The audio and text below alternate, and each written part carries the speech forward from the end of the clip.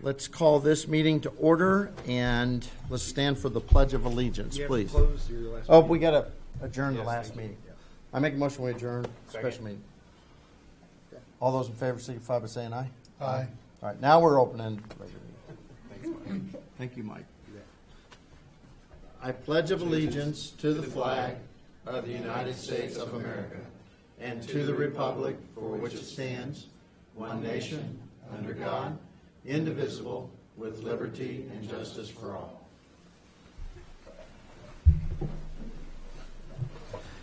Okay, thank you everybody for coming this evening. We have a lengthy agenda, so we're going to get right into it. You can see the city licenses are listed there. Hadley's Auto Detail, Wickline's Construction, Protect Speed and Custom. Downtown Arts and Culture Advisory Board, we have two terms that have been expired, and we are receiving or will accept applications until May 1st, 2017. So anybody that knows anybody that might be interested in that board, please ask them to fill out a application form. We're ready now for the consent agenda. Gentlemen, your pleasure on the consent agenda. I'd like to remove item D for items for commission action. Item D. Yes. Okay. Okay, Gary? I'm okay. Okay. Therefore, we would entertain a motion then to approve items A, B, C, E, and F on the consent agenda. So moved. Been moved. Is there a second? I'll second. All those in favor, please signify by saying aye. Aye. Okay. Presentation from Mac. Tricia, I see you and Tom are here this evening. Wow. Good evening, gentlemen. It's always a pleasure to be with you. I have just a few items to update you on what MAC has been up to during the first quarter of 2017. And I'll be brief, given the length of your agenda. Let me start off with a little bit of a concerning note, and that is that unemployment continues to be an issue in the county. As of February 17th, the unemployment rate in the county was 6.3%. That places us fourth in the state of Kansas in terms of the number of, any way you want to look at this, we're fourth at the top or fourth from the bottom. It's not a good number. Behind that 6.3% are 934 of our fellow counties are not working and they're looking for jobs, and it's something that keeps us working. A second item I want to talk about real quickly with you is an update on some economic development projects. Since January, just during this quarter alone, we've had a number of interests expressed in the county. We've conducted, hosted, assisted, or given 6 tours, tours for 6 prospects that have come in and looked at various buildings throughout the county. The employment range is from anywhere down from 10 people up to 600, so it's a fairly wide range. We have a couple of those that are, we think are in, we feel very competitive for. A couple of we don't. We have one is making a decision tomorrow, and so we're hoping that that will be positive. And we have our fingers crossed on the others. So the bottom line of that is that we've been much busier during the first quarter than we were in the fourth quarter of 2016, and that's a positive sign as well. As an update on the Amazon building, I think it's fair to say that we are still in play. There's some machinations going on behind the scenes that will have to work themselves out, and we still continue to be positive about landing an employer in that facility. Let me shift gears with you slightly and tell you that MAC has been involved with spearheading a group, the US 169 Corridor Coalition. The idea being that we would try to coalesce political support from Coffeyville up to Osawatomie to bring some substantive changes to the US 169. That road is dangerous. I think we've talked about this before. 19 deaths in 4 years, 196 people hurt in accidents along that corridor. during that same time period, untold amounts of property damage. The thing that MAC understands and the thing that MAC is committed to is the long-term process here. And this will be a long-term process. This is not going to be a sprint. We're talking about literally years of work and keeping this issue before the legislature and before policymakers. I can tell you that KDOT was very supportive of our first meeting, and we plan to continue. So we certainly will keep you updated on that as we go along. I've submitted to Kelly tonight our 2018 budget request, which is in compliance with an earlier agreement that we had talked about. So that nothing has been altered there. And we look forward to working with you on that. I want to tell you that the MAC annual membership meeting will be held on June 15th in Coffeyville. You're always, always, always invited. And the final thing I want to say to you tonight is I have the distinct pleasure and the absolute honor to introduce to you the new MAC director. Our new director is Tricia Purdon, and I have the fortune to be standing next to her tonight. Ms. Purdon is a graduate of the well-respected Kuzamat. She's a KU master's in public management. And so she comes with also a wealth of experience in practical economic development, having worked with the city of Coffeyville. And by the way, working with us, too. I mean, there's never been a time when we have not worked seamlessly on projects, not just for Coffeyville, but for the entire county. She has a terrific perspective, has worked with MAC before, knows the organization. I think she's just an absolute perfect choice for this, and I feel very comfortable in turning the reins over her. She assumes the position on May the 2nd. So, gentlemen, Tricia Purdon. Good evening, Mayor and Commissioners. I'm excited to take on this opportunity with Montgomery County Action Council. Like Tom said, I'm passionate about Montgomery County. I've lived here now for 5 years, and so I'm very familiar with, probably 95% of the businesses currently operating, at least industrial. So we have a lot of work to get done. We've had a lot of downturn, but we also see a lot of new movement happening. I can't tell you how busy I've been just in Coffeyville, but most of these prospects that are visiting Coffeyville were showing all over Montgomery County because, as you might know, sometimes buildings are rare to find, especially those in the 10 to 50,000 square feet. So, with the city of Coffeyville, I've been definitely working with all 3 other communities in Montgomery County. And if that doesn't work in our region, because we want to keep as many jobs as we can close to our communities. So I'm excited to take on this role. May 2nd is my start date, but I can definitely say I'm kind of working 2 jobs at the same time right now. Just trying to get that transition going. Tom is very much ready to retire again, I think. So I'm glad to help anything I can in the meantime. Like I said, I've been in Montgomery County for 5 years and have always been very active in participating in economic development since I've moved here. So thank you so much to Tom for staying at the helm since he took over, since Aaron Heckman left. So he's really kept things moving along, and it's been fantastic working with him. So. Do you have any questions, gentlemen? Have you already wrapped up, or you got a little more time here? I've got 2 more weeks. No? Yeah, Okay. 2 more weeks. Then Any specific thing we can answer for you? Be glad to. I'd just like to say I appreciate your time and effort for Montgomery It's County. been and great. I've had a wonderful and time. nice to have met you. And home is Kansas City. Yes, sir. That's correct. It is. You got I have a new grandkids. grandbaby, too, by the way, last Sunday. I was gonna say. And the parents didn't name it, so I did. And her name is Perfect.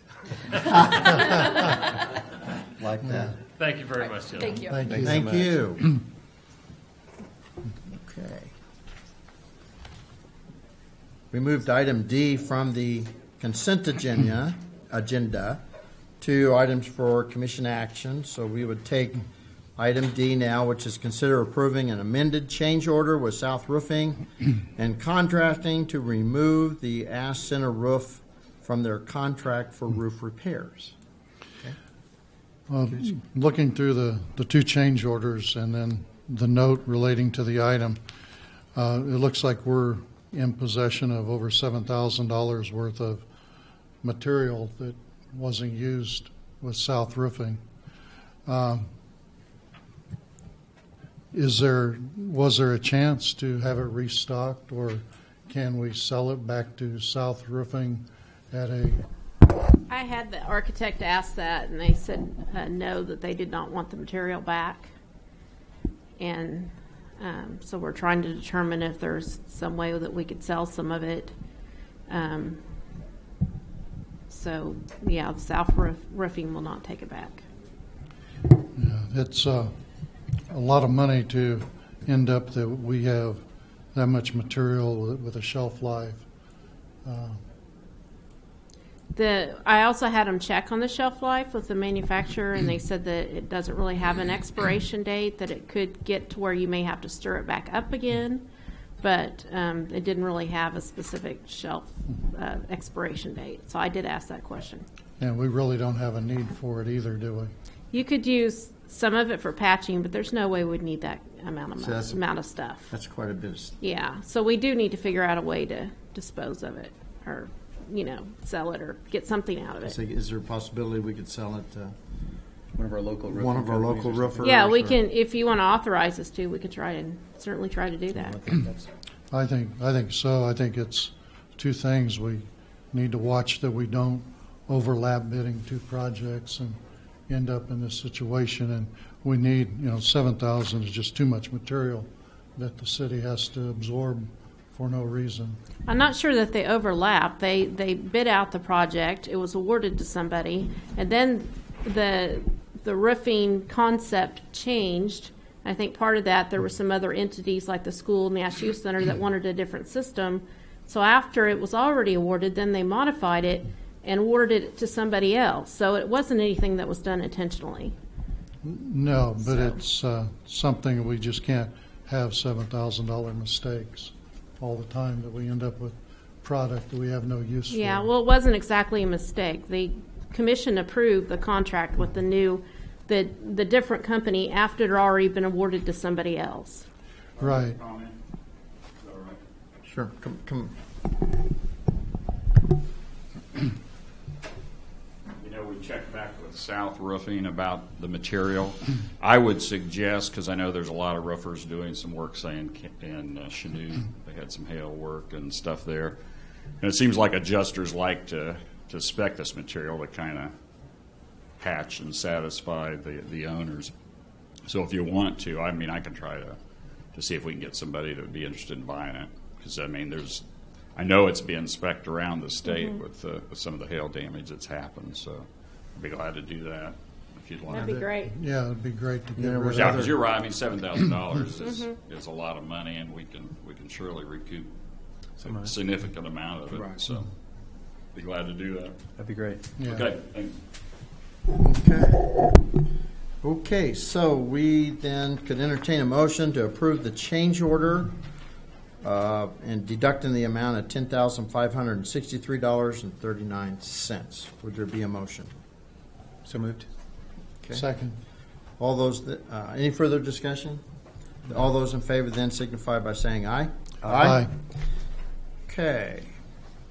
Next item, item H, is consider a proclamation declaring April 9th to 15th National Public Safety Telecommunications Week. Jerry?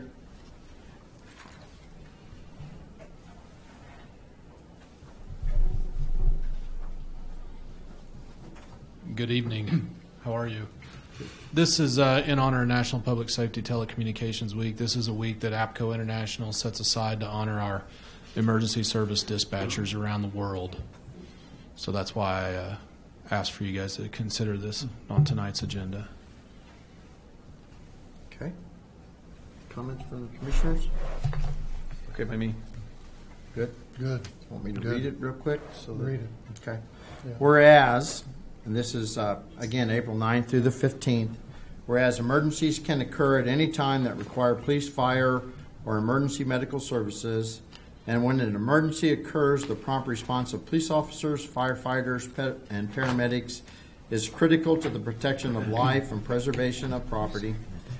And the safety of our police officers and firefighters is dependent upon the quality and accuracy of information obtained from our citizens who telephone the Independence Police, Fire, EMS Communications Center, and public safety telecommunicators are first and most critical contact our citizens have with emergency services.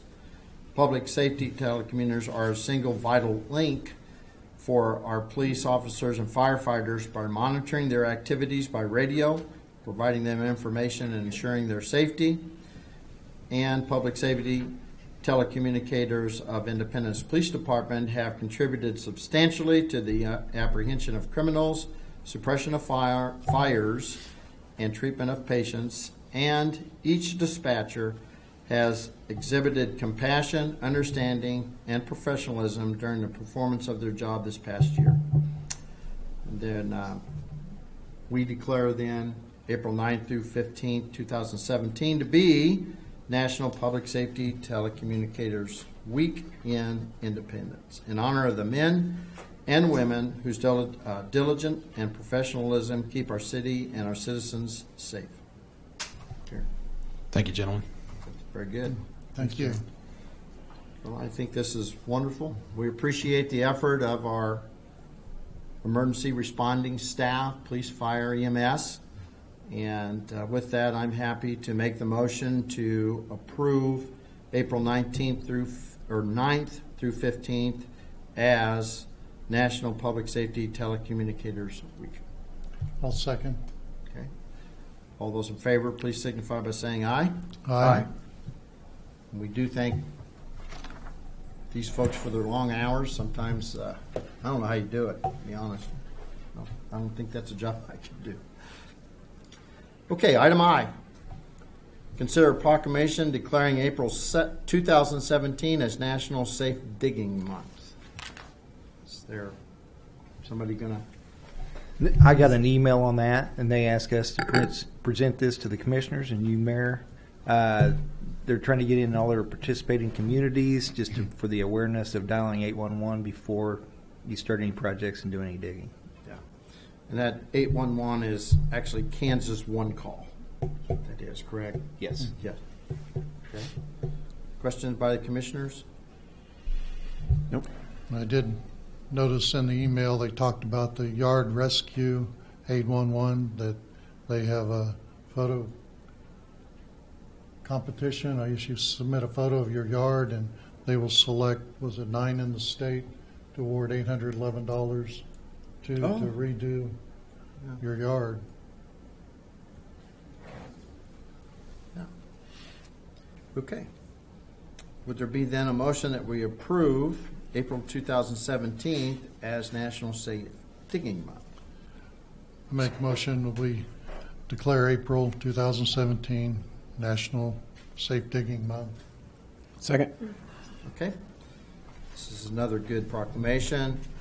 All those in favor signify by saying aye. Aye. Okay, thank you. And now ready for J. Consider amending city code relating to licensings of mobile or portable businesses. I think Jeff's going to Jeff address wrote this. the memo on this. Yeah. Let's go pass the buck. We've had a couple examples of different interpretations of city ordinances that have led to possibly inconsistent application of the city ordinances having to do with business licenses and transient business licenses. I had an individual that wanted to put a stand in a grocery store parking lot, but didn't want to do the transient vendor process, which requires every 3 days. It's a transient vendor license only goes for 3 days and it's $25. So, And she indicated that she was planning to be there for like 6 months, as I remember. right, I missed that meeting, but to qualify for an established business location, you by definition have to connect to electric, water, and sewer. You can't just run a power line out and a hose. You've got to be connected to city sewer. And the reason that they created this category, almost every city has it, is to protect your established businesses, so that somebody with a tent or a trailer or whatever can't just set up across the street from you and compete with you, but not, make the commitment that that our taxpayers make when they open a business. So, but this one person had a problem with it and didn't want to do the transient vendor license, so we started looking at it, and there are apparently some stands around town that have been permitted to have non-resident business licenses, and I think it's an improper application of the ordinance. They probably should have been made to get a transient vendor license, but didn't. There's, in my opinion, a couple that are probably out of compliance right now. So we thought it best to have a discussion with the commission to make sure you didn't want to amend it in a certain way. We're not recommending you do or you don't, but just open a dialogue. That's pretty much it. It certainly seems like we should be consistent. I mean, we do have stands around town, the Fry Shack or Rick's Ribs or whatever that I see out there selling a lot. So you're saying they don't have to do this same thing necessarily? They should have been, they're in the same category. Right. I don't know what kind of license they've been issued, but, these ordinances get written 10, 20 years apart and then Right. merged together. And there was a category called non-resident business license, and I could see how somebody comes in and says, I don't live in Independence, I want to do a stand. Well, you're a non-resident, we can give you a non-resident business license. And it's really just a trailer like Rick's Ribs, and but that's not what that license category is for. That license category is for like a contractor coming in that's Yeah. not going to set up a business location. He's Right. here to build Labette Health or Yeah, here to repair some roofs. Yeah, fix Penn and Laurel. But yeah, so that's what the non-resident business license is. They do their job and then they're gone. So I also see businesses out here selling things in G&W's parking lot. I'm not even sure what they are. Wall hangings, or towels maybe, and then I'm assuming they have transient vendor licenses. okay, and people you'll see set up tables and selling pecans or something like that, or so that seems a little different. This person wants to hook up to water and power, right? Yes. But that doesn't enter into it in the way it's currently written. Is that correct?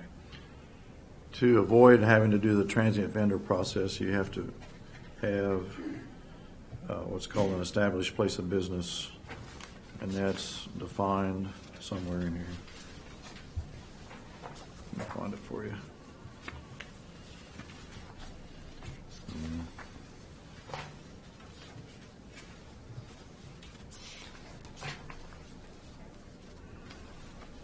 It's right here, established place of business. An established place of business is any business operated from a permanent building or structure within the city and which has been connected to electric, water, and sewer services.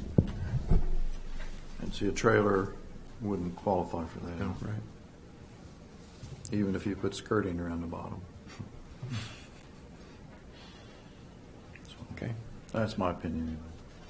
So really, we need to look at a separate category to address this type of unit, because there could be some other issues of how are we addressing gray water? Is that just under the health code, or do we need a city ordinance for that, or trash pickup? I think How do we- the gray water falls under the health inspection, and that's done by the state. Because I know they enforce that during EWAL on those food vendors. So I think that's a state issue, not our issue. Okay, But it's an issue. yeah.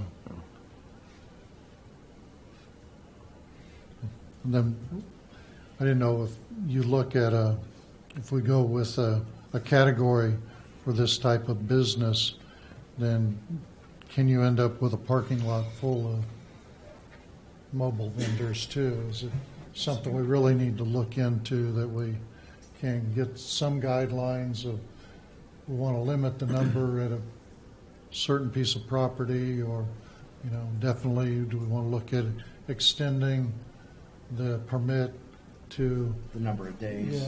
days, Yeah. months, or Right. like a season? The easiest solution would be to have different fee structures for a different length of time and still Right. call it a transient vendor's license. That would be the easiest way to deal with it. And in our opinion, we talked about this at our staff meeting today. I would recommend that you get input from either the Chamber or Main Street too, that represent the established businesses. Yeah. Because I mean, it might impact them. Yeah. Seems like it's a lot more we need to look at than just think one we need to- issue, that Yeah. it's got other issues we need to do, because how would we look at setback, or blocking vision coming in or out of a parking structure, or, is there some things we really need to investigate to expand the category that while we're doing it once, we'll get it all covered? It says in here under transient vendor license application, the length of time shall not exceed 3 days. Yeah. So that makes it sound to me like if they're here more than 3 days, they're not considered this category. They're not really a Yeah, transient they have vendor. to come in and get a brand new license every 3 days. Yeah. Then again, Right. creates additional work on the staff. Yeah. There's things that have to be updated. Yeah, not very efficient. Yeah. So it almost sounds like we do need another category to me. It does. I would agree with that. Well, I like that idea of studying it, work with the chamber and, Main Street. Main Street, and looking at it, because I do think there needs to be the consistency Yeah, part absolutely. of what we do for one, we do for all. Right. And look at what the potential possibilities are, extending the number of days or have a different class. I'm not sure how you do that. Yeah, and I like to be business friendly. I'd like people to know Independence is a business friendly city. But on the other hand, if somebody's coming in to sell food and taking business away from our restaurants that are paying boatloads of taxes and all, That is my concern, is concern, that we yeah. have people that own property here and pay property taxes. Right. And, of course, those vendors are paying sales tax too, but they don't have the same investment that downtown folks do or somebody else yeah, does. So, they're just collecting sales tax. They're not Yeah. really paying it. So. right. So, are we in agreement then that we need to study it a little further, Kelly? So I'm would sure you like? have questions about that. Yeah, so would you like us to send it to the Chamber in Main Street, and then we would need a deadline of when you would like to see this back, so we know what time parameters you would like? What do you think it'd take, if you talk to Main Street and Chamber, 30 days? And Yeah, and depending on staff how their input? meetings fall. Yeah, depending on meetings and stuff. I'd say 30 days. If we went by the first meeting in June, possibly. Okay. Is that, you think that's too aggressive a schedule? Because I can see where If they we might have can't to meet have it- some thoughtful discussions that. If they need more time, we could come back and let you know. Okay, Would that I'm good. work? Yeah, I'm good with that.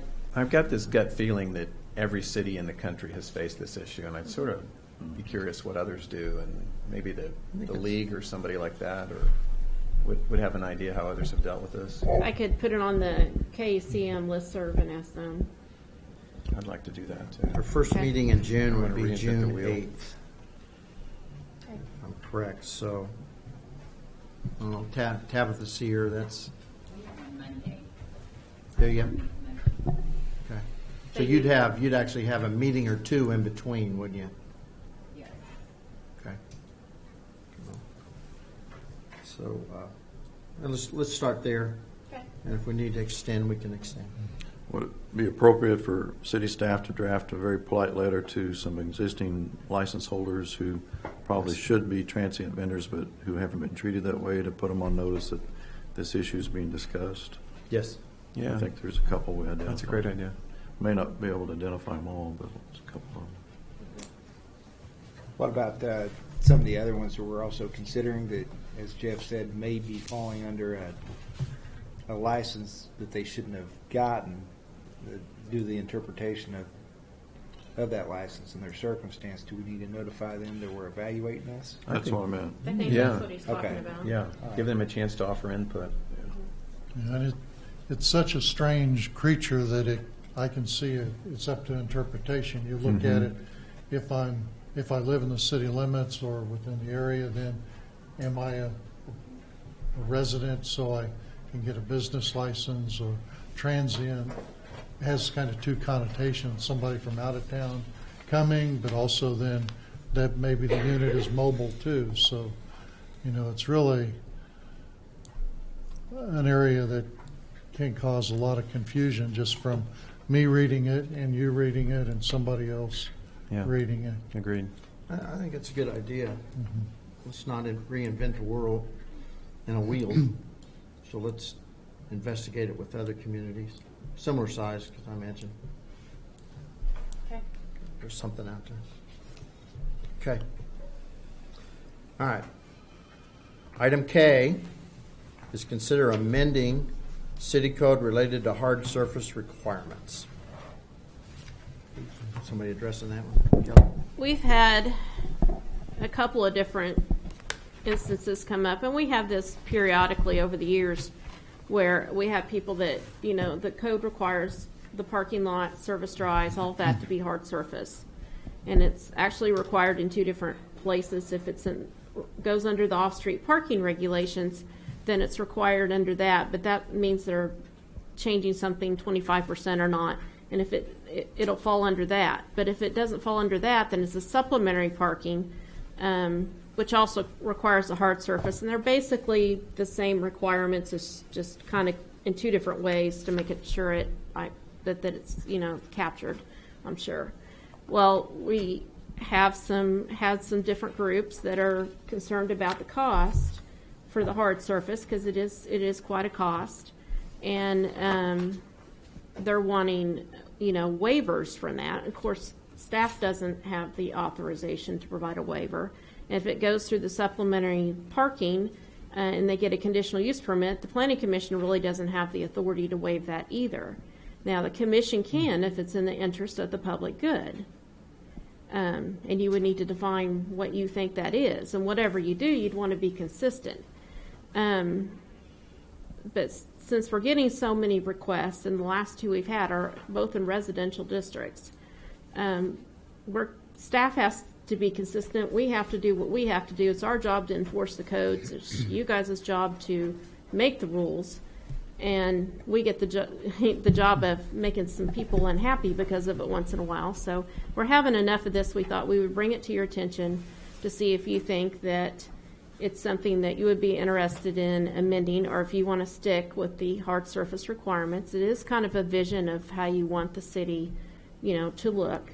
And there's been a lot of, say, churches in residential areas, and they've had to have their hard surface parking, and they've complied with that. So You said you're seeing a lot of it, so a lot more lately than well, than a year couple. ago? We had the, you know, the county got a conditional use permit in 2010 for their parking lot.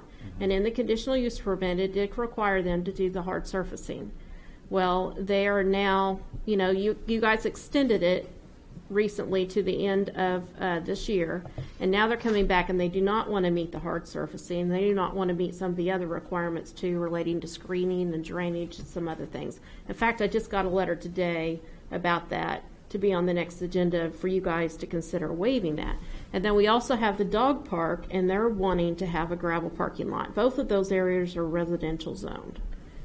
So we just kind of need some feedback if you guys would be interested in looking at the code and maybe want to initiate a text amendment, because, you know, we want to be consistent. It's not fair to tell one group that, yeah, you've got to pave it, and this group, oh, no, you don't have to pave it. I mean, and of course, staff doesn't have that authority at all. You guys are the only ones that do. But then it's also going to put you guys in a bad position. Because, you know, how are you going to justify telling this person it's okay and this person not? I mean, a financial constraint's going to be the same regardless of what you are, if you're a person, an organization, a church, or whatever. I mean, that's always going to be a consideration. I thought this made a reference to a new structure requiring.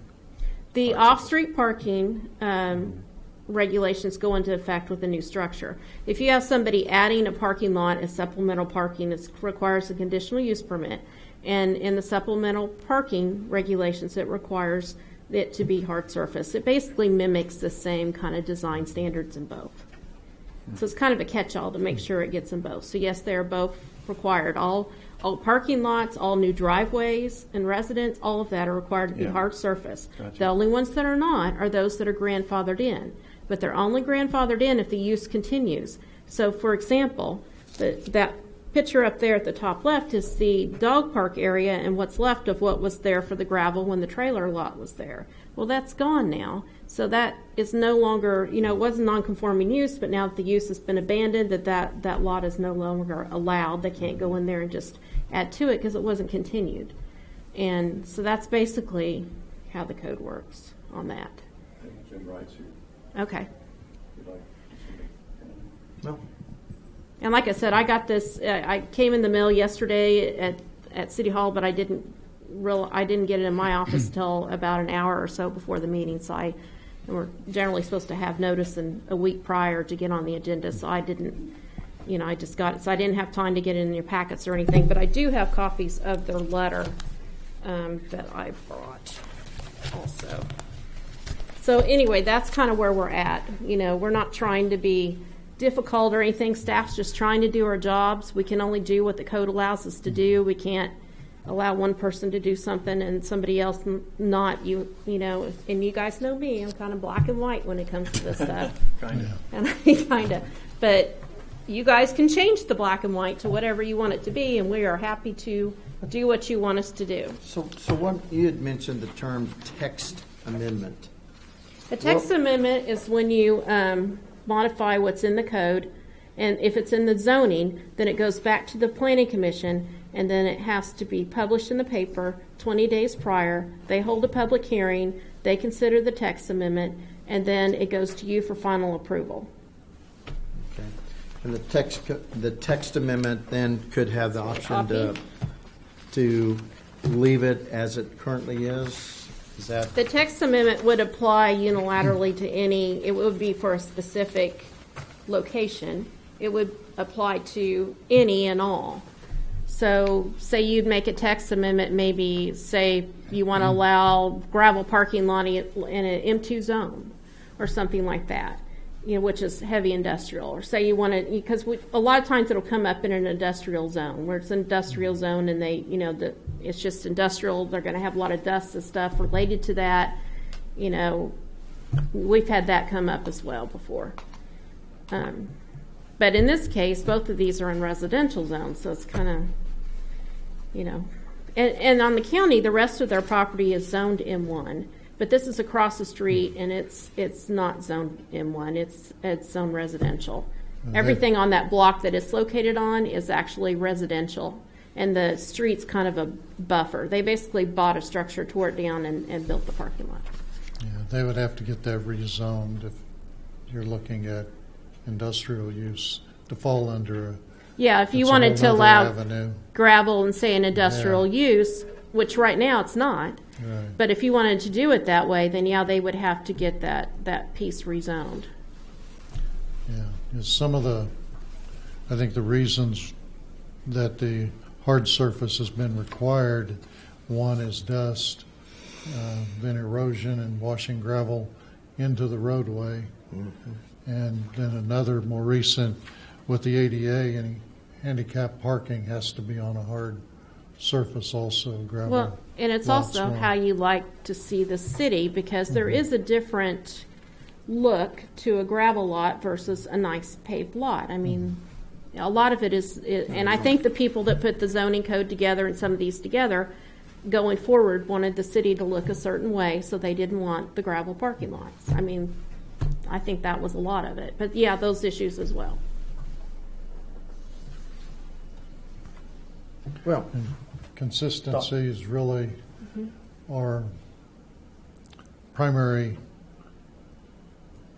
goal, that we don't add more confusion, that we have certain conditions where we're allowing one person with a hardship of cost to not pave their lot, and yet we're requiring somebody else to pave. It's really going to be a hard ordinance to write that we could not create conflict. And staff does not want to be in that position of making those decisions. I'm just telling you that right now. The way it's currently worded is that only on the issue of parking, the city commission can grant a waiver from any of the requirements, these minimum mandatory requirements. The planning commission can't grant the waiver, the city staff can't grant the waiver, only the city commission. So it's kind of weird because they apply for the conditional use permit, and it comes to you in the form of what's happened here with all those conditions, which they're required to do, and you can just wave your abracadabra, make them go away. You could say that the planning commission could have that same waiver authority to avoid having to do all that. Or you can eliminate the waiver, or you can leave it as it is, or you can go with some other type of text amendment. And in this one, it's a little bit different because the conditional use permit was actually approved in 2010. So all the hearings and everything have already been done, and all this was approved. And It sounds like that complicates it some, though, that conditional use. I don't know. At the time the conditional use is written, though, it lists all the requirements that they're going to have to comply yes, with. So at yes, the and all the time, neighbors are notified, and it's granted. Which I read that. Yeah, I read that. yeah. To research this, because, well, you're right, statutorily, we need to be consistent in our approach. And if we start putting or allowing the planning and zoning to make that decision now, we're putting the pressure on them. And We're just you know, passing it it really around. should stay Not really. in 'cause our, they're also the Board of Zoning Appeals, and they hear variance requests. It's the same thing. yeah, So that's why they get paid the big bucks. yeah. So actually, that process would be the same. Very similar. Then, I mean, that's not a bad thought there. Then it would end up coming back to us for final approval, either to the, You wanted to hear from Jim White. yeah, I saw Jim standing back there. What did you think they had? I really don't have anything to add to it. I just know we'd like to leave the parking lot to what we have, because adjacent to this parking lot, we have gravel parking lot all around it. So across the we just street. wanted So there's more than one. Well, they have an existing gravel parking lot that is grandfathered in that's across the street from this one that they created. Okay. And, the city got, and this was brought up previously at another meeting, the city got the variance, the commission asked us to get a variance on the driveway for the fire and EMS structure. That was only granted as a temporary 1-year variance, and if the city stays there, they have to pave that. So we have, the city's going to have to follow their own rule as well. It's not a permanent variance that the city was granted. And that is in an O&P zone. Well, this is a toughie. Let's just be honest. Well, what's your pleasure? Well, I think Excellent. first we're dealing with the general ordinance. The county's request should come as an item on the next agenda. Well, I planned on putting an opinion on that agenda. Yeah. I didn't realize Mr. Wright was going to. So for what we've got tonight, dealing with the city code, I don't see how we can write in exceptions that's not going to give preference to one over another that we can really be consistent with. We 2-3 years ago, Fred, we were just on, we had the RV issue, and we discussed that's right. then about can they park on gravel, can they park, does it have to be paved? I believe the ordinance was written that it has to be parked on concrete. It could be runners, but it had to still be a hard surface. Or So, asphalt. yeah, Yeah. any hard surface. But we, to try and modify the code that's going to be fair for everyone is going to be really Difficult. impossible or difficult to do. And I think we're going to cause more confusion than, Unless you did it like the heavy industrial zones or something like that. I could see where that would make sense. Something like that could be a possibility.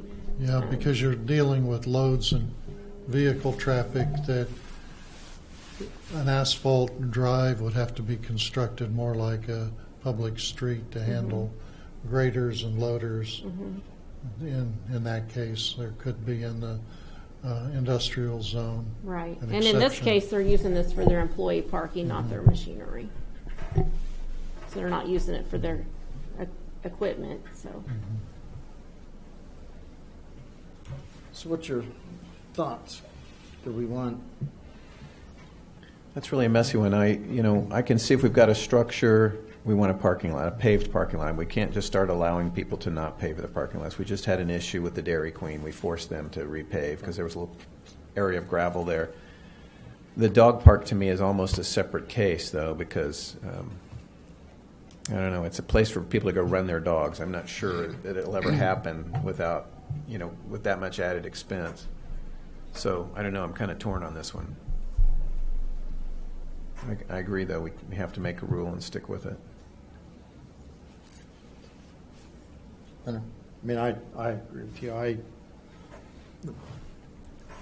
have this thought that possibly we could have staff research maybe a text amendment, something like you were talking about. I'm not sure what the correct terminology would be, that allows, well, gives us some options that we could consider that takes into, I know we talked about them, but takes into account some of these special circumstances like this, like We would need those defined. Right now, it says in the interest of the public good is the exception. well, and One way so on the definition of public good is, What you define as a video. that's what I thought. So what, and that's what I'm somewhat asking is, And the county did make the point that this is, of course, their lot is funded by taxpayers and it's a taxpayer expense and things like that. So we met with them, that was one of their concerns as well, that they were trying to save taxpayer dollars. Now, whether that's the definition of public good or not, I don't know.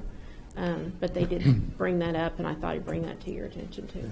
When you look at the dog park, you look at the city ordinance requiring off-street parking, there's not a category for ball fields or this type of facility that would list the number of spaces that's required. When they presented to the commission, they looked at how many feet they had available a drive, and that's what they based their parking spaces on, which 15 for that facility is way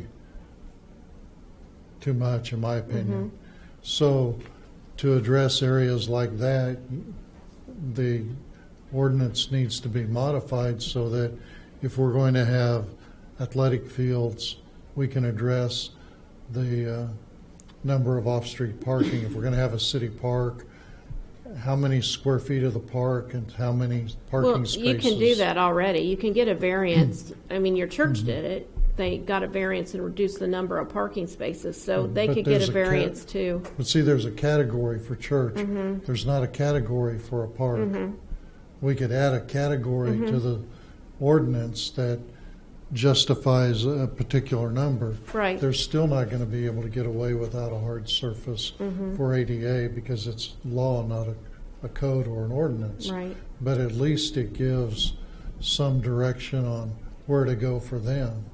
So, each case is different. We can clear up the dog park by establishing a code that would say how many off-street parking spaces are required for a ballpark. You could do it on bleachers or, like the soccer field, number of fields or something.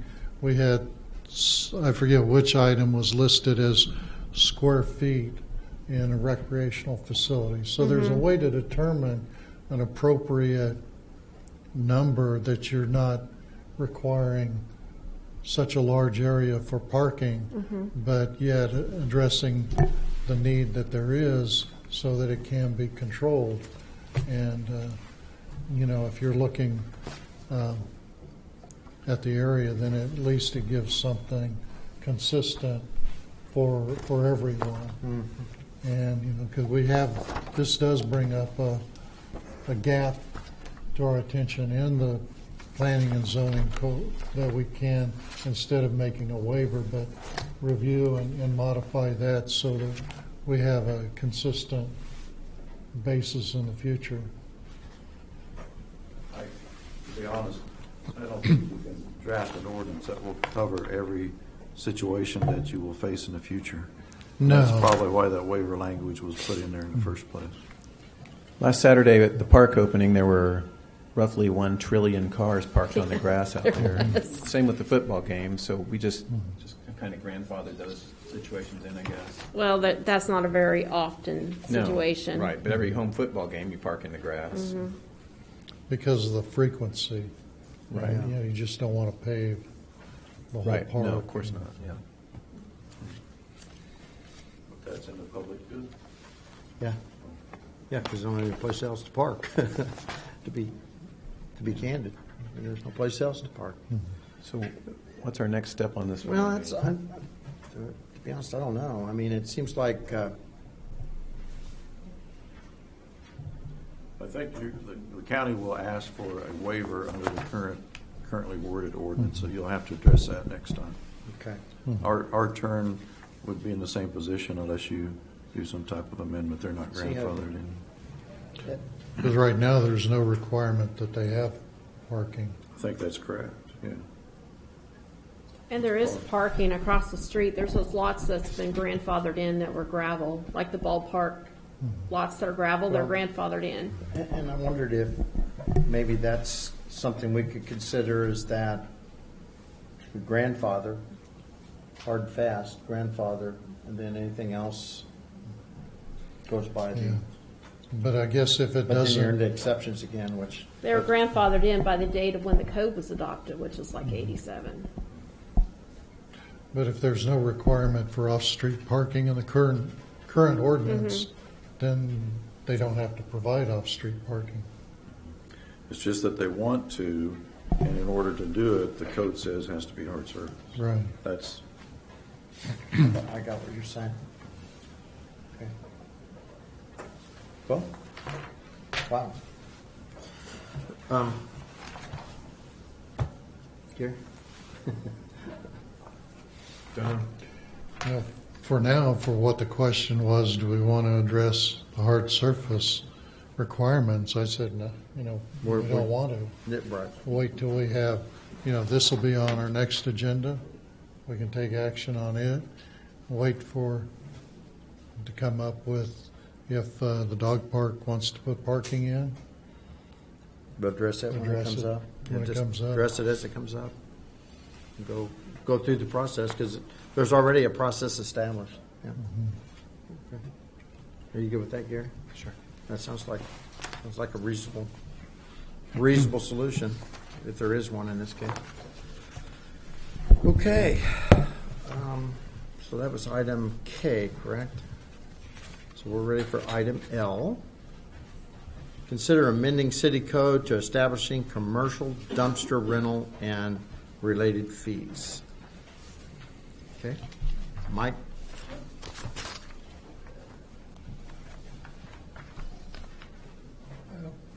We've come up with a table here for rental rates on the dumpsters, and it varies different from 1 to 6 yards. And these dumpsters be owned and maintained by the city. So this is what we've come up with. How did you arrive at those charges? Well, go ahead. We took the price of the dumpster plus freight, and then Freight, some maintenance, with Come it up being with- an enterprise, want to achieve profitability on there. So we did some analysis on it to make sure that it would be profitable, but Good. yet fair. Okay, That we could realize the cost, understand what that life cycle was going to be, and also Right. put us in a place to replace them as it was necessary.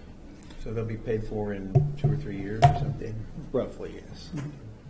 But then, as time goes on, which is different than what you have now, if you own the dumpsters outside of some wheels and some lids, if it falls apart, it's on the Right. customer to take care of that. So we're taking on all the maintenance on it. And at which point in time they need to be replaced, it'd be the onus of the city to take care of it. Right. But it's structured such that the, I'm not sure what the life cycle of them would be, but it's structured such that there would be money available to buy To and replace them. maintenance, replace them. whatever it is we decided to do with it, correct? Yes, that is correct. I brought this up, and I had several people approach me about it, and I've started businesses too. And when you start a new business, you don't know how long you're going to be in business. You hope, you dream you're going to be in business for 5 years, but it may be 5 months and you're already closing the doors. So I feel like it's sort of a burden to have to go out and spend $1,000 on a dumpster that you may only need a few months once you go belly up, and then you're stuck disposing of a dumpster. So I feel like something like this is very valuable to attract businesses downtown. And if it's not costing us anything, but actually we may make a little money on it, I think it makes good sense to me. I like it. Of course, I'm the one that brought it up. So I see the additional maintenance for the staff that we have as a problem. When the church bought the building, there was a dumpster there, and we sold the dumpster in one day. So getting rid of them wasn't hard, and we got half the cost of a new one for it. So, but with the more dumpsters that we rent, the more maintenance we'll have, and that's the issue I just see is time to maintain and take on that responsibility for all of it. Well, there again, you get to keep in mind, we build in profitability in this. They are an enterprise. They're supposed to make money. So we've done the analysis, and it's taken those things under consideration, the additional time that's going to take, and doing that and maintaining that profitability. And again, this is just a question. How do other communities handle this? I mean, do other communities rent dumpsters? I know those communities that privatize the sanitation collection, how does that handle them? Do they? Well, the companies that are private, they provide the dumpsters. Do they? Mm-hmm. I've not lived in a lot of cities, but the cities I've lived in, you rented the dumpster. I mean, you didn't have to go buy a dumpster to start a new business. That's what I asked a friend of mine about that, and that's what they said they do. So, yeah. And then this would be providing an additional option. We're not saying that everybody's going to have to rent. So I Right. was going to say, if they wanted to buy the dumpster, they could. If they didn't, then they had the option to rent it. Absolutely. So we're just Yeah. providing options here. So a new business comes downtown, you can rent the dumpster from us, you can go buy it, and if you buy it, it saves you $29 a month or whatever. That's correct. Depending So, on size. Yeah. Right. so Mike, how do you feel about this idea? It's doable. Won't keep you up at night? I mean, does it give you heartburn? No, and I don't see a lot of people that would use it. Okay. How many dumpsters do you think you'd need to start with? Would you just order one at a time? Just one at a time, as needed. No, because it could be a different I size. think it can be different size, and you might not need one for 6 months. Right. How long does it take to get one? Is there a ready? A couple weeks. I was going to say, so it's not a long period of time. No. To where, with proper planning, Right, there wouldn't be an issue as far as. right. Would you say, I noticed one of the items in the ordinance was keeping the can clean, and I would assume like more of a restaurant or anything like that. How do you control that we don't inherit a mess and a dumpster that now we have to clean? Well, I mean, if it did get real dirty, you would take it down and power wash it and bring it back.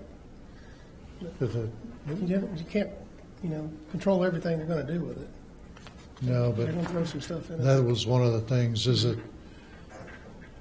the sanitation officer? Would that be That'd you be me. then? Mhm. So then, once that occurred, you could go Talk visit to with the them, store yes. owner, and then you would still have the power, if it continued, to remove the To dumpster. remove it, yeah. Okay. Stop service.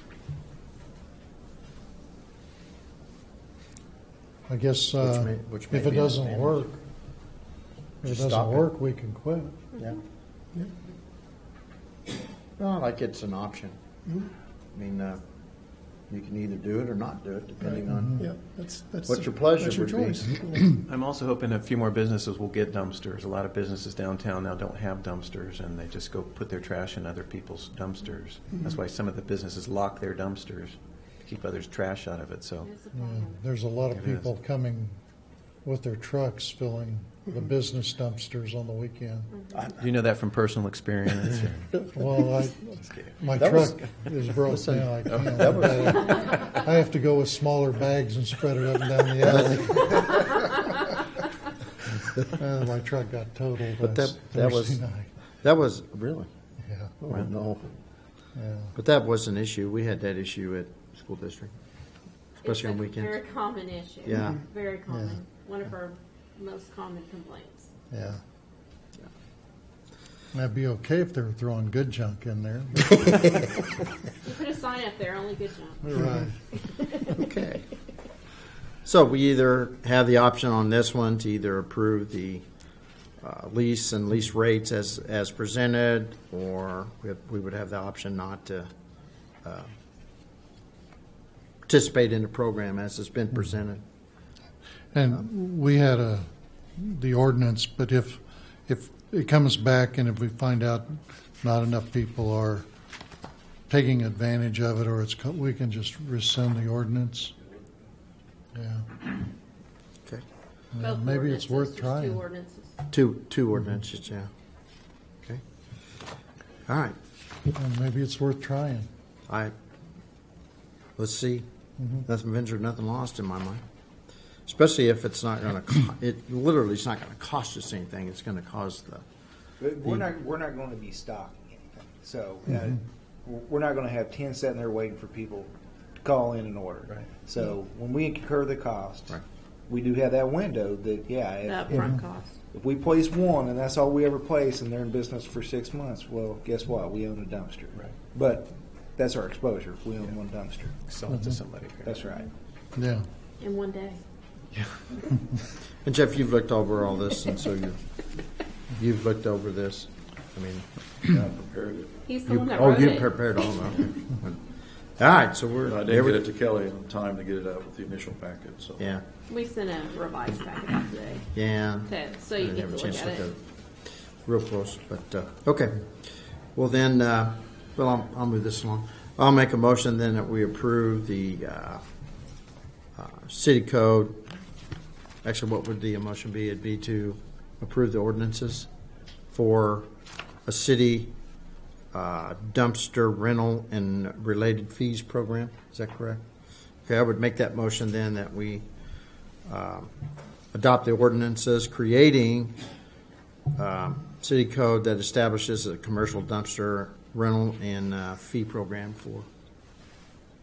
Got that. Second. All right, all those in favor then signify by saying aye. Aye. Okay, Thanks, Mike. thank you. All right, item M is consider establishing a potential funding source by applying for KDHE loans for improvement to water system or water treatment facility. Okay. This was brought to you, it's been August. It doesn't seem like it was that long ago, but it has been August. And we would like to get this funding established as a potential funding source for this project. So when they are ready to do something, we have that ability to utilize this resource. And so if that is the case, then we would request that a hearing date be set for June 8th and authorize us to submit the application. And we're just asking for the water one. Last time it was water and sewer. We had an old sewer one that's still open, has some money left that could be borrowed, but they wanted it redone. But right now the priority is the water plant and getting something established for that. And Terry's also here to answer questions as well. Terry, comments?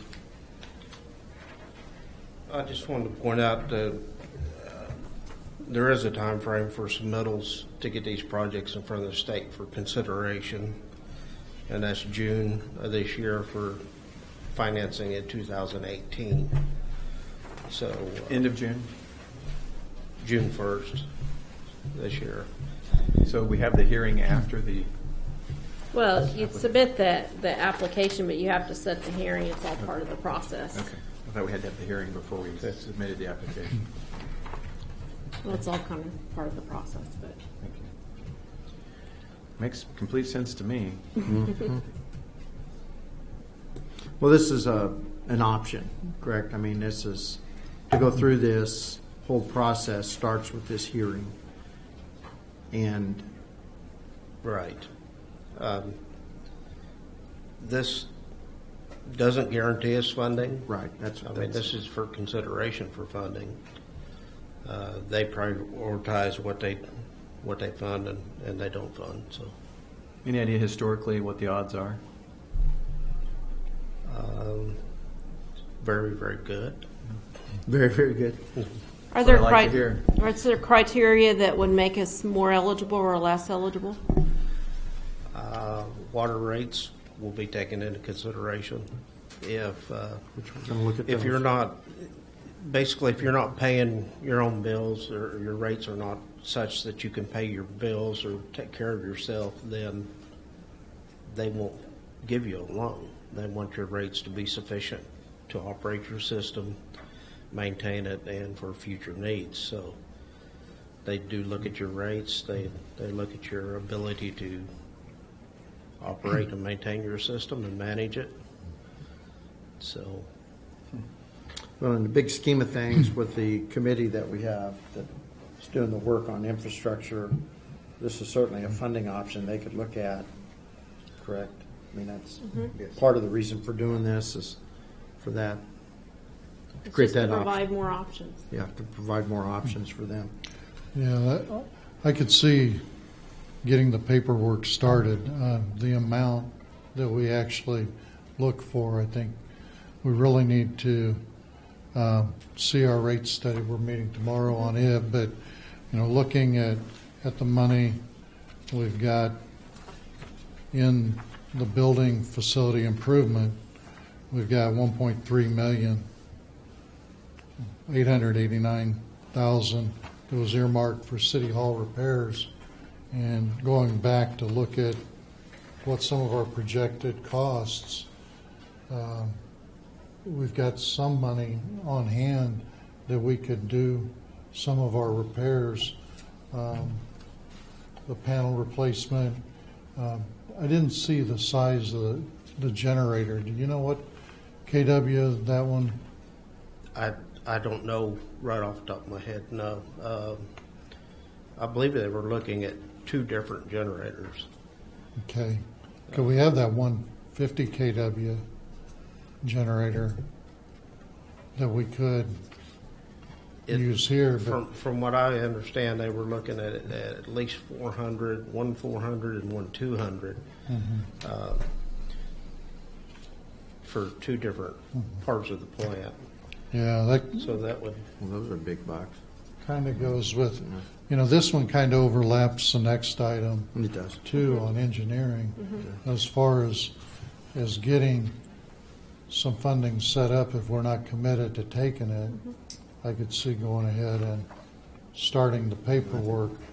But, the actual amount, I think we've got money that we can do. It's always better to borrow less so we can have more. And when you look at 20 years, I guess still like we've got, if we take this at 20 years, we've got roads and streets for 20 years, and we base some of our payments on the special use sales tax on a 20-year, but only a 10-year sales tax. We really need to start getting all these so we're making sure we're going to have money.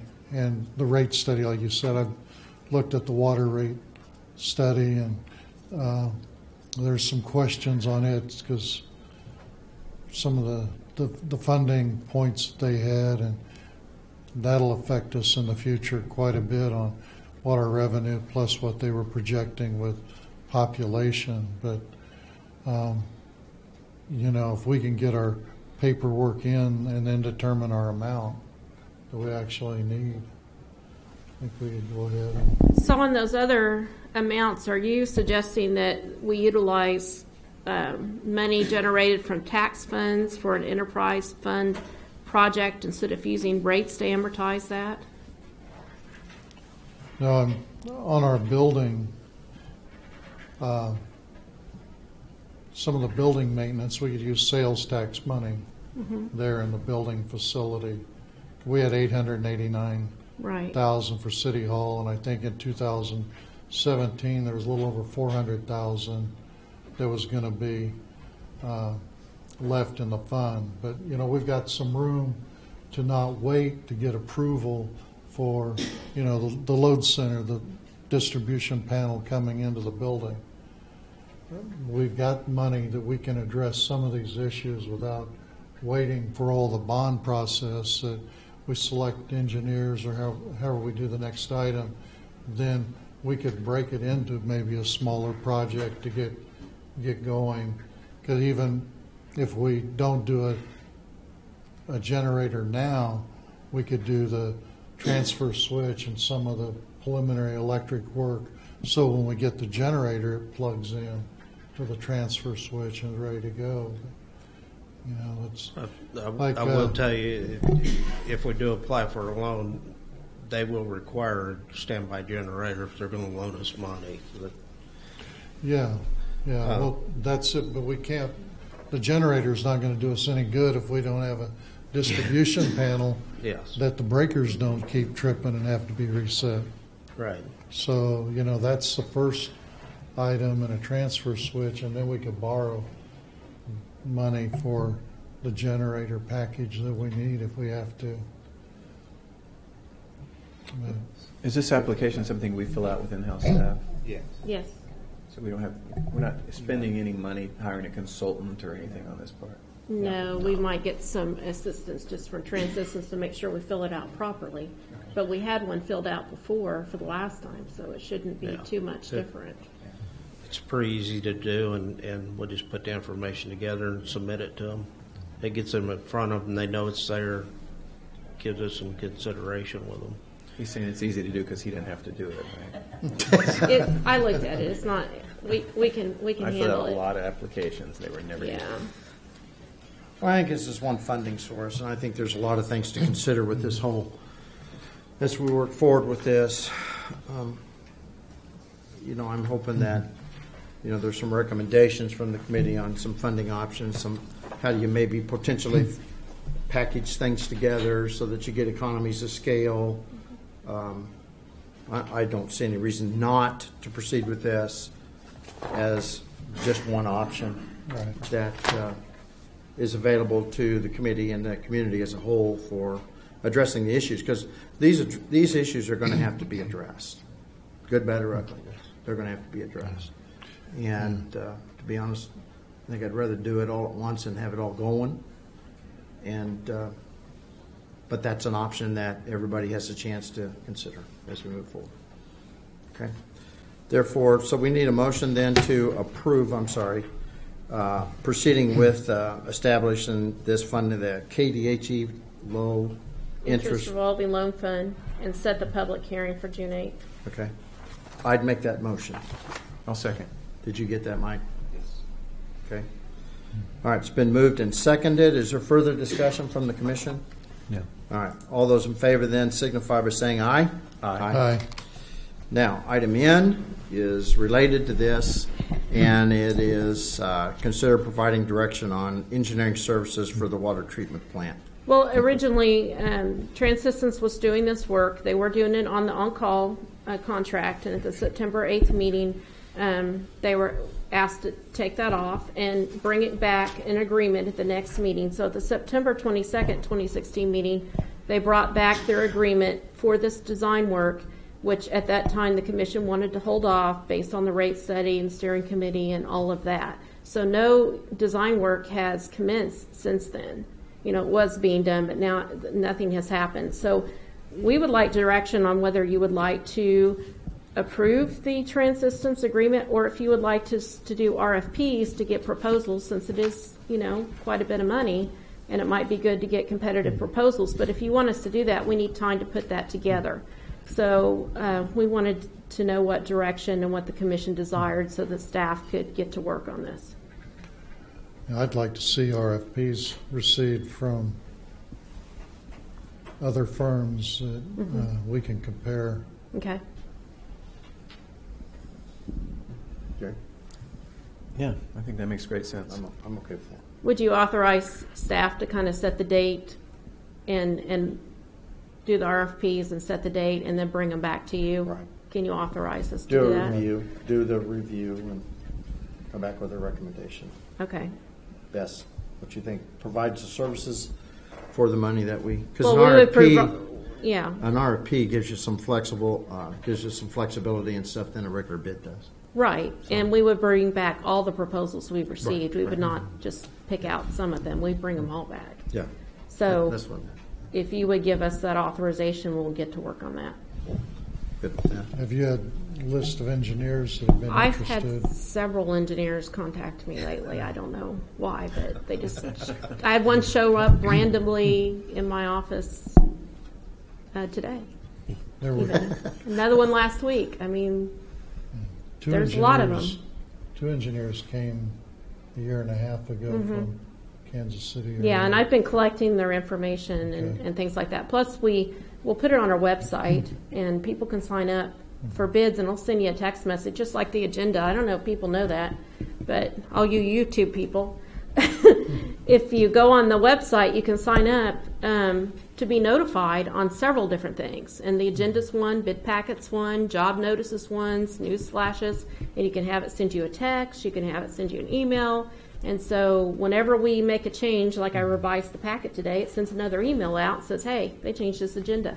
So you can go and look at it and see what the changes are. So it's really a good feature, and we have a mobile app too. So if you search Independence KS on Android or Apple or whatever on the apps, you can put an app on your phone. You can do it that way too. So just a little quick commercial there. Okay, well done. All right. So we need to entertain a motion then to go out, have authorized staff to go out for RFP for engineering services for water plant updates. Is that a motion? I can make that a motion. Yeah, make a You're going to motion. set a date we're going to do live? No, they're going to allow us to set the date. Yeah. Well, I think Leonard. So we got to get it prepared first. She jumped out there in a We hurry. want- Yeah. We'll let Leonard make that motion. I make a motion that staff prepare a request for RFPs from engineers to provide professional services for repairs to the water treatment plant. I'll second. Okay. Any further discussion? All those in favor then signify by saying aye. Aye. Reports on city projects and other updates. Thanks, Terry. Thank you, Terry. We have the minutes in here from a couple meetings. We have a rezoning coming up, the Planning Commission next month on the Sonic moving downtown. So that's going to be kind of an exciting one. So that's coming up. On Mike Conway, you guys already approved the agreement, so he's exercising his option to buy that second acre in the industrial park. So that's happening. Last time I included the plan and signage plan, and then I got a request for the PowerPoint, so I thought I'd go ahead and put it back in the packet and put it all together. That way if other people, it's online, if they want to look at it, they can look at it, it's there. So that's partly why your packet's so thick this time. It's secured. The second packet was secured. Yeah, when I put it online, I put it secured. Now, when I sent it to you, the first one, it wasn't. I sent it to you guys, and it's not. And then I put it online and secure it, just because it's probably a good idea if it's online. Yeah. But if you need me to send that to you separately, I'd be happy to do that. Could you? Then Sure. it's easier to break it apart and Yeah. see it. Yeah. I couldn't transfer it to my tablet. Oh, okay. Oh, you It's too couldn't? big. Oh, well, it was a big file. Through Adobe? You couldn't do it through Adobe? Well, the file was, because of all the pictures and the plan and everything, the file was very, very large. It was like Oh, okay. 50 megabytes 50, or something. right. I didn't So try it was a large file. That's probably why. Yeah, I broke out the Plaza into separate files and sent Mm-hmm. it all. You know, in looking at this plan on the signs, you know, the signage part of it, of course, I'm in a lot of communities and different school districts a lot, and there's a lot of communities have signs. One of the unique things that I see about this is that ours is color-coded. And I haven't seen that in other. And I think, I know I like that concept. And Amy Taylor is looking at that, and the park has the membership to the Fab Lab. They've made some signs out there, and she's gonna work on looking at possibly doing a design that we could potentially make them out at the Fab Lab and maybe save some money. So that as an option. One of the things that I've noticed is that some of the signs aren't big enough that you can read them. If you're if the speed limit's 30, you're driving 30, right? Well, you're supposed to. Well, you have. But I drive 30. But my point is that they're not big enough at times where you can see them. And so until you get up on them, and of course this is, by the way, April is Distracted Driving Month, in case you wanted to know that. You want a proclamation for that? Yeah. Probably not a bad idea. But, the point is that you have to strain to see it, and then most of the time you're past it before you see and you really understood what it said. So as we move, eventually we'll get to this. It'd be nice to be able to have a big enough sign that it's easy to read. Do a mock-up panel, because usually on signage, it's either 1.5 or 2 times as big as you think that you need so you can read it. Yeah. And there's some communities have some really nice signs. They're just, and albeit for me to be critical, but they're just not big enough. But okay, other projects, Not unless there's something you guys have questions on. I think, they've gotten a lot of the trees planted, so that's I saw that. going well. The train canopy was done, and there's a lot of stuff going on. Like Gary said, there was $1 trillion, I think you used. Roughly. 1.2 trillion. Park opening was very successful, and there was a lot of people. It was a beautiful day. Beautiful day. Beautiful day. A lot of people there. Great to bring the community together like that. Okay, we're ready then for commission comments. Leonard, you have anything for this evening? Just maybe an update on, we had 2 grants from KDOT at the airport. We paid for the design, but we never got reimbursed. And then the architect, his plan in the contract was to do a plan for $500,000, and it was over $700. If we're done with the contract, then maybe we need to get reimbursed from KDOT. It's been almost 4 years. I don't want to lose that money. Yeah, I just found out about some of those. We were going through some projects, and actually Mike's been working on a spreadsheet on that, recently approved outstanding grants, some additional grant opportunities. And then we've been working with Andy on putting together an updated master plan for the committee, and so we worked on that this week also. So yeah, we're aware of those. Okay. And the corridor access management plan contract or agreement, Just is that tell us what you would like us to do. There was a question on the definition and a change of use, I think, and some other things. And then the lady we were working with, somebody else is there. Jessica's not there anymore. Sean sent me an email. He was going to try and arrange a meeting. Sean. Turner. Okay. Can you send us copies of the agreement? Of the one that hasn't been signed, so we can have an idea what's being discussed with it. Do you want that on the next agenda and you guys can talk about it? Or what would you like to do? It depends what John, if he's got Sean, if he's got a report, wait for information. Okay. That would be kind of the key on where we are. Okay. But why don't you work with Sean? Before then. Send us a copy and then work with Sean on coordinate a date possibly to have a presentation to talk about it. A presentation by Sean? Yeah. Okay. Okay. Anything else? No, that was all. Gary? I'm good. I don't have anything either. I don't have any little slips this evening for public concerns. Do we need an executive session? that you're aware of? Tomorrow morning's gonna take care of it. Okay. And we'll be back and at it on 9 a.m., on overtime pay in the morning 9 a.m. at 9 Do we have o'clock. an executive session So, tomorrow? I don't know. Raised during executive session? Yeah, I think so. Okay, Okay. All right. Therefore, I'd entertain a motion then to adjourn this evening's meeting. So moved. Is there a second? second. All those in favor signify by saying aye, standing, or don't. Sign papers and go home. Aye. Thank you. Aye. Aye.